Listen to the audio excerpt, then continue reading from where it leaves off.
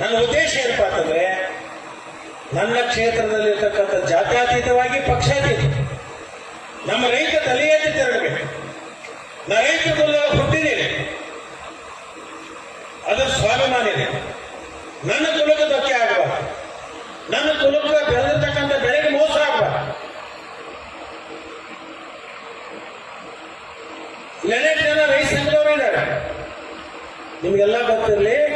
ಇಡೀ ರಾಜ್ಯದೊಳಗ ಅತಿ ಹೆಚ್ಚು ಕಬ್ಬು ಬೆಳೀತಕ್ಕಂಥ ಯಾವ್ದಾದ್ರು ಒಂದು ತಾಲೂಕಿದ್ರೆ ಇಡೀ ರಾಜ್ಯದೊಳಗ ಅಥಣಿ ತಾಲೂಕು.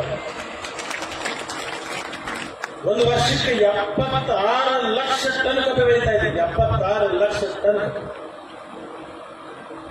ಅಂಬಾಜೇಶ್ವರಿ, ಬಸವೇಶ್ವರಿ, ಆತ ನೀರಾವರಿ ಈ ವರ್ಷ ಪ್ರಾರಂಭ ಆದ ಮೇಲೆ ಇನ್ನ 2 ವರ್ಷಗಳು 1 ಕೋಟಿ ಟನ್ ಕಬ್ಬು ಬೆಳೀತಕ್ಕಂಥ ತಾಲೂಕ ಇಡೀ ರಾಜ್ಯದೊಳಗೆ ಯಾವ್ದಾದ್ರು ಇದ್ರೆ ಅದು ನಮ್ಮ ತಾಲೂಕ, ಅದು ನನ್ನ ತಾಲೂಕ. ಅಂತ ರೈತರ ಬೆಳೆದಿರ್ತಕ್ಕಂಥ ಕಬ್ಬ ಕಾರ್ಖಾನೆಗೆ ಹೋದಾಗ ಒಂದು ಟ್ರಿಪ್ ಕಬ್ಬಿಗೆ 2 ಟನ್ 3 ಟನ್ ತೂಕದೊಳಗೆ ಹೊಡಿತೀರಂದ್ರೆ ನೀವು ಅದರಲ್ಲೇ ಹೊಡಿತೀರಿ.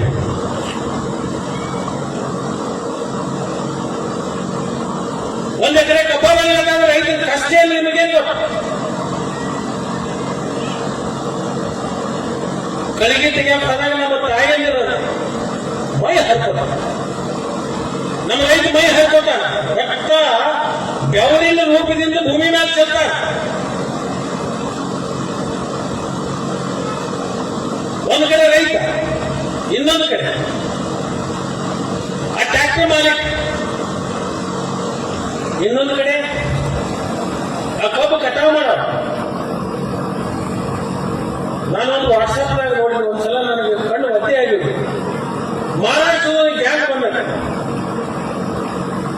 ತುಂಬ ಗರ್ಭಿಣಿ ಕಬ್ಬು ಕಡಿತಾರ, ಗಂಡ ಹೆಂಡತಿ ಕುಡ್ಕೊಂಡು ಕಬ್ಬು ಕಡಿತಾರೋ ಟ್ರ್ಯಾಕ್ಟರ್ನಾಗ ಹೇಳ್ತಿರ್ತಾರೆ, ಎತ್ತಿನ ಗಾಡಿಯಾಗ ಹೇಳ್ತಿರ್ತಾರೆ. ಅದಾದ 3ನೇ ದಿವಸಕ್ಕೆ ತುಂಬ ಗರ್ಭಿಣಿ ತಾಯಿ ಅಲ್ಲೇ ಕಬ್ಬಿನ ಪಡಬಾರ ಹೆರಿಗೆ ಆಗುತ್ತೆ. ಒಂದೇ ದಿವಸ, ಮೊನ್ನೆ ದಿವಸ ಆ ಕಲ್ಲನ್ನು, ಆ ಕೂಸನ್ನ ಅರಿವಿ ಒಳಗೆ ಸುತ್ತಿ 4 ಕಬ್ಬ ಹಿಂಗ ಕಟ್ಟಿ ಅದ್ರ ಮ್ಯಾಗ ಒಂದು ಚಾಮಲ್ ಹಚ್ಚಿ ಆ ರೌದ್ಯಾಗ ಆ ಕೂಸನ ಹೋಗದ ಮತ್ತೆ ಪುನಃ ಹಾಕಿ ತಲೆ ಮ್ಯಾಗ ಕಬ್ಬ ಹಚ್ಚಿ ಗಾಡಿ ಒಳಗೆ ಹೇರಾಕತ್ತದಲ್ಲ ಅಂತ ಹೆಣ್ಮಗಳ ಕಡ್ದಿರ್ತಕ್ಕಂಥ ಕಬ್ಬಿನೊಳಗ 2 ಟನ್ ನೀವು ತೂಕದೊಳಗೆ ಹೊಡಿತೀರಂದ್ರೆ ಆ ಭಗವಂತ ನಿಮ್ಮನ್ನು ಮೆಚ್ಚಿಸ್ತಾನಲ್ಲ. ಆ ಭಗವಂತ ನಿಮ್ಗೆ ಒಳ್ಳೇದು ಮಾಡ್ತಾನೆ. ಇದು ನೀವು ಯಾರೇ ಪತ್ರಕರ್ತ ಕೇಳಬಹುದು, ಇಲ್ಲೇ ಕೇಳಕತ್ತಿದ್ದ ವಿಧಾನಸಭೆದಾಗ ಹೊಡೆದಿನ ಮೂಡಿಸೋದು. ಇನ್ನು ಮೇಲೆ ನಾ ಪ್ರತಿಯೊಂದು ಸಭೆಗಳು ಈ ಕಾರ್ಖಾನೆಯವರು ನಾನು ಬೆನ್ನು ಹತ್ತವನ, ನನ್ನ ನಾಡಿನಲ್ಲಿರ್ತಕ್ಕಂಥ ರೈತರಿಗೆ ನಾನು ವಿನಂತಿ ಮಾಡ್ಕೊಳ್ತೀನಿ. ಈ ಕಾಟದಲ್ಲಿ ಆಗ್ತಕ್ಕಂಥ ಕಾಟದಲ್ಲಿ ತೂಕದಲ್ಲಿ ಮೋಸ ಆಗ್ತಕ್ಕಂಥ ತಡಿಸಲು ಹೋರಾಟ ಮಾಡಬೇಕು. ಇನ್ನು ಕಬ್ಬ ಕಳಿಸ್ತೀವಿ, ಫ್ಯಾಕ್ಟ್ರಿ ಬಂದಾಗ 3 ತಿಂಗಳ, ಕೆಲವೊಂದು ಫ್ಯಾಕ್ಟ್ರಿ ಇನ್ನು 4 ತಿಂಗಳಿಗೊಂದು ಕಬ್ಬಿನ ಬೀಜಕ್ಕೆ ಸಾಲ ಮಾಡಬೇಕು, ಕಬ್ಬಕ್ಕೆ ಸಾಲ ಮಾಡಬೇಕು, 6 ಪಗಾರ ಸಾಲ ಮಾಡಬೇಕು. ಸಾಲ ಮಾಡಿ ಬಡ್ಡಿ ಕಟ್ಟಬೇಕು. ಇನ್ನೂ ತನಕ ಕಬ್ಬ ಕಳಿಸಿದ ಇನ್ನೂ ತನಕ ಬಿಲ್ ಕೊಡ್ತಾ ಇದೆ.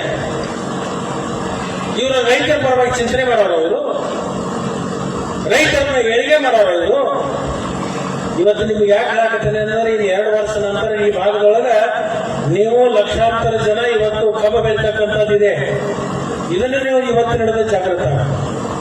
ಮೋಸ ಮಾಡ್ತಕ್ಕಂಥವ್ರಿಗೆ ಕಬ್ಬ ಕೊಡಬೇಡ, ಮೋಸ ಮಾಡೋರನ್ನ ಹಿಡೀರಿ, ಹೊಡೀರಿ. ಏನ್ ಪಾಪ ರೈತ ಮೋಸ ಮಾಡೋರು ಯಾವತ್ತೂ ನೀವು ಕ್ಷಮಿಸ್ಲಕ್ ಹೋಗಿ. ತೂಕದಾಗ ಮೋಸ, ದಂಧೆದಾಗ ಮೋಸ, ಎಲ್ಲರಲ್ಲಿ ಮೋಸ. ನಮ್ಮ ರೈತರು ಜಾಗೃತ ಆಗ್ಬೇಕಾಗುತ್ತೆ. ಆ ಜಾಗೃತ ಮಾಡುವಂತ ಕೆಲಸ ಮುಂದಿನ ದಿನಮಾನದಲ್ಲಿ ನಾನು ಖಂಡಿತವಾಗಿಯೂ ಎಲ್ಲ ಕಡೆನೂ ಇದನ್ನು ಮಾಡ್ತೀನಿ ಅಂತಕ್ಕಂಥ ಮಾತನ್ನು ಈ ಸಂದರ್ಭದಲ್ಲಿ ಹೇಳಿ ನಾನು ಬಯಸ್ತೀನಿ.